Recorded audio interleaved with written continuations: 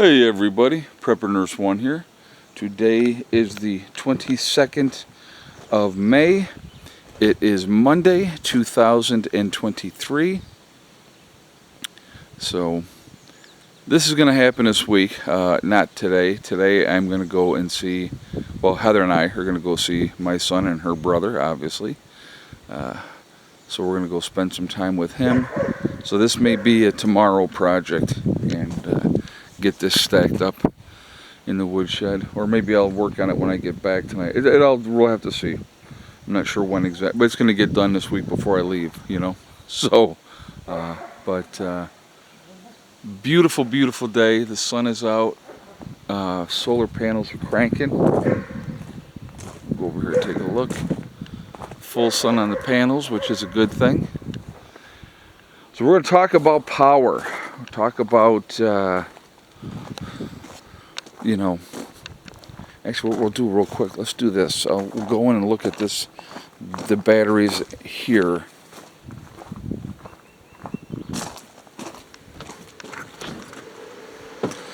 Let's take a look.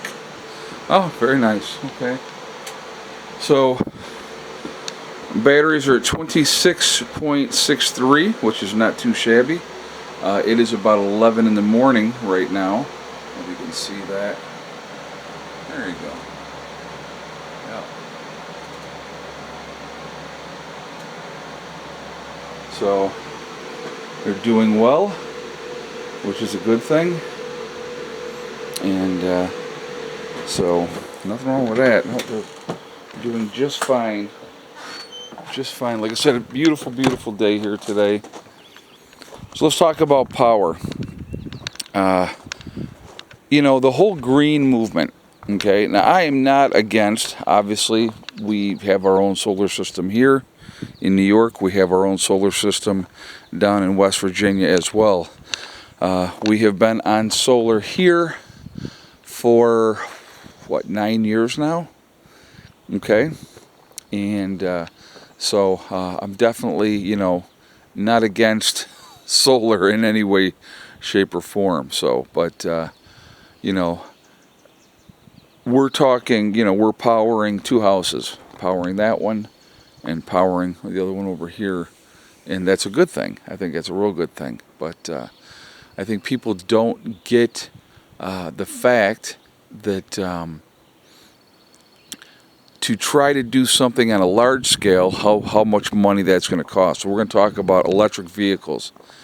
You know, they want to have increased production of electric vehicles, get more of them on the road. Right now there's about 4 million charging stations around the country. And that may sound like a lot, but it's really not a lot. And with what they want to do, you know, getting more and more electric vehicles on the road, there's a couple of problems with that, okay? Number one, building a whole lot more charging stations. So if you want to have all these electric vehicles out there, you need to have a place to charge them. Well, the problem right now is of the 4 million stations that are out there, right, not all of them are working.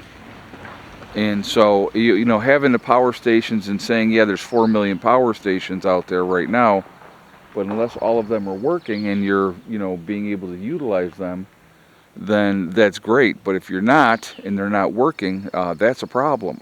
You know, that's a big problem. So those are things that I think people need to realize that that's an issue that needs to be addressed. You can say all the right things and say, yes, we're going to do this and we're going to do that. But until you have the infrastructure in place to be able to handle that, let's talk about the two most populous states, right? New York and California. Well, right now, the electrical grid is running generally on any given day at about 90 to 95% capacity.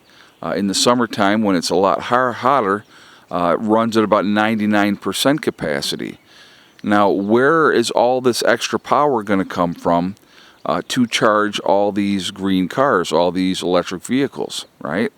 Where's that going to come from? And then if you want to have a charging station at your house, let's say you decide, okay, yeah, I'm going to go green, I'm going to get the electric vehicle, and I need to get the charging station at my house. that's going to cost you between $2,000 and $2,500 just to put that in place. So, you know, there's no easy answer. I think that, you know, the power grid would need a complete overhaul. We definitely would have to figure out how are we getting more power coming into the system to be able to handle this load of electric vehicles. I think that's really, really important. It's something that people need to think about. They need to take into consideration, because until you have the answer, just saying that this is what we're going to do and that we're going to force these automotive companies to make more electric vehicles doesn't mean they're going to get bought and that people are going to use them. It doesn't mean that at all. You know, and all the incentives in the world are great, but when you have to replace that battery in your electric vehicle and you can't afford to do that, what are you going to do then? What are you going to do when, with extreme cold temperatures, maybe those electric vehicles are not going to work as efficiently or function as well as you would hope they would? So, I mean, there's a lot more questions than there are answers. So, I'm not against being green. You know, anybody that follows this channel, I mean, I'm fiercely independent, and so that's, you know, one of the reasons why here in New York and also in West Virginia I have my own power source, because I want to be as independent and as free as I possibly can be. And so to me that's important. And if you have your own power source, then you don't have to worry about that, and I think that that is a good thing. But you know, a lot of people are not realizing that, you know, saying that we're going to do this and then actually being able to have the infrastructure to handle that situation, and you know, if nothing is being done to change it, and the number of more charging stations that need to be in place before you start doing the whole green thing with the cars and trying to force people into buying electric vehicles, there's a, you know, like I said, there's a lot more question than there are answers. So, but I find it fascinating. So I would like to hear your feedback. Do you guys see that there's a solution, an answer, or not, and what can be done about it? So, you know. So I know some of you have seen these before. Newer people probably haven't seen these. These are the raised beds that we put in here in New York. And so by the time I got to this one, I had it down pretty good. So this one actually looks fantastic. This one's not bad. You know, this one's not bad. That one over here is not bad. But it's, you know, I will be adding these to the homestead in West Virginia once we get the greenhouses in down there. We will definitely be, you know, adding these inside the greenhouses. Now, what I like about the raised beds, folks, is, so here I'm going to stand here, and I can reach in more than halfway anywhere I stand around this entire raised bed. And I like that. I'm not having to bend over. You know, I'm not down on my hands and knees trying to tend to anything, plant anything here in the gardens. And so that's hugely important. So it just makes it so much nicer. It's more convenient as we're getting older. All of us are getting older. You know, you put yourself in a situation where you can still garden, but you're not having to be down on the ground. And it's just a much, much nicer situation that way. I did hudiculture with all these raised beds. So in the bottom of these beds is a lot of, you know, logs and, you know, stumps and branches and everything else. And then we put the dirt on top, and then, you know, obviously added more dirt after that. These have settled, you can kind of see. These raised beds last year, if you remember, were higher. They've settled in now. So at some point, probably not, obviously not this year because the garden's been already planted, but next year we would have to have more of that composted cow manure brought in for the raised beds. So anyway, so I'll have to water tonight because we're not supposed to have any rain coming in. So I will be watering later tonight. And so Becky's got the hose out here for the garden. And so we'll do that. But anyway, on the topic, I definitely would like to hear your guys' feedback. Do you think electric vehicles are something that can happen? Will we be able to, infrastructurally, be able to handle that extra drain on the power grid?